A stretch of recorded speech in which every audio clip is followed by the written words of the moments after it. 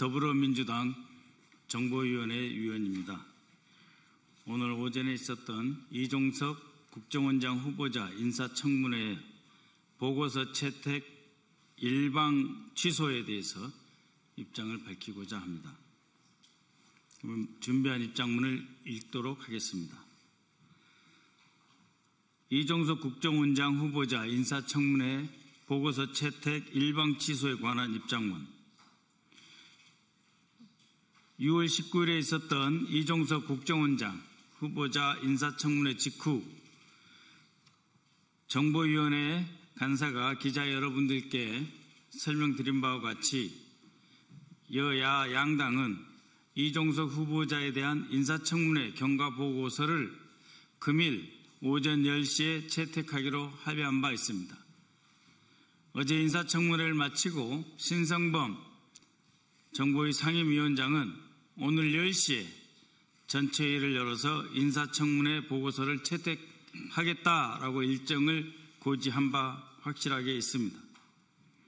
하지만 오늘 아침 국민의힘 정보위원장과 간사는 원내 지도부의 지시다라고 하면서 첫 번째 인사검증부터 쉽게 합의를 해줄 수 없다라고 하는 지시를 받았다면서 이종석 국정원장 청문보고서 채택은 원내대표 협상과 이재명 대통령님과의 오찬 회동 이후에 결정하겠다고 통보해 왔습니다.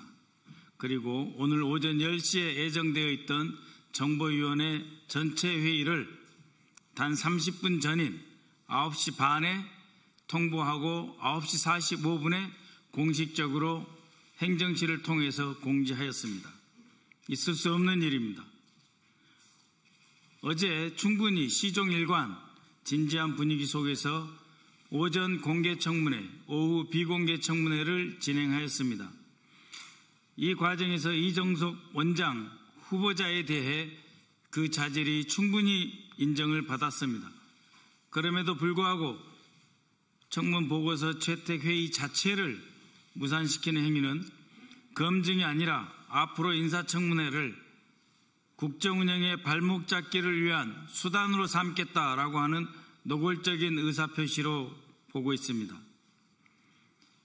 다른 사람도 아닌 국정원장이라는 국가안보의 중추적 임무를 지고 있는 중차대한 인사에 대해 정쟁의 도구로 삼는 것은 공당으로서 최소한의 책임조차 져버린 무책임한 정치 술책이라 아니할 수 없습니다. 혹시 자당의 분열 위기를 넘어가기 위한 조바심의 표현은 아닌지 묻고자 합니다. 국민의힘의 이러한 행태에 깊은 유감을 표하며 이와 같은 퇴행적 정치 술수야말로 국민의 지지를 잃고 지난 대선에서 참패한 결정적인 이유임을 똑똑히 자각해야 할 것입니다. 이제는 국정의 파트너로서 다시 한번 자성하고 최소한의 협치 의지라도 보여주시길 바랍니다. 국정원장 후보자 인사청문회 경과보고서 채택을 더 이상 정략적인 이유로 질질 끌지 마시고 즉각적으로 오늘이라도 정상 절차로 복귀할 것을 강력히 촉구합니다. 2024년 6월 20일 더불어민주당 정보위원회 일동. 이상입니다. 원장님, 여기서 먼저 하시고. 민주당 정보위원 박지원입니다. IMF 외환위기 때 김대중 대통령은 아시아에서 우리 한국에서 최초의 평화적 정권교체를 이루겠습니다. 그때 현재 국민의힘 전신인 즉 야당은 김종필 총리 인준을 거부함으로써 6개월간 참으로 많은 국정난맥을 가져오게 했습니다. 지금 현재 이재명 정부는 IMF 외환위기보다도 더 심각한 국제적, 경제적 이유로 시급한 문제가 많습니다. 특히 트럼프 대통령과 네타냐후 이스라엘 총리에 의거해서 이스라엘, 이란 간의 상호 공격은 한반도 긴장 완화로 이어질 확률이 굉장히 높습니다. 이때 이재명 대통령께서는 확성기 중지, 따라서 북한에서도 함께 중지시켜주는 화답을 해왔습니다. 대북 전단 살포 등 대북 유화 제스처를 보냄으로써 많은 한반도 긴장 완화에 기여하고 있습니다.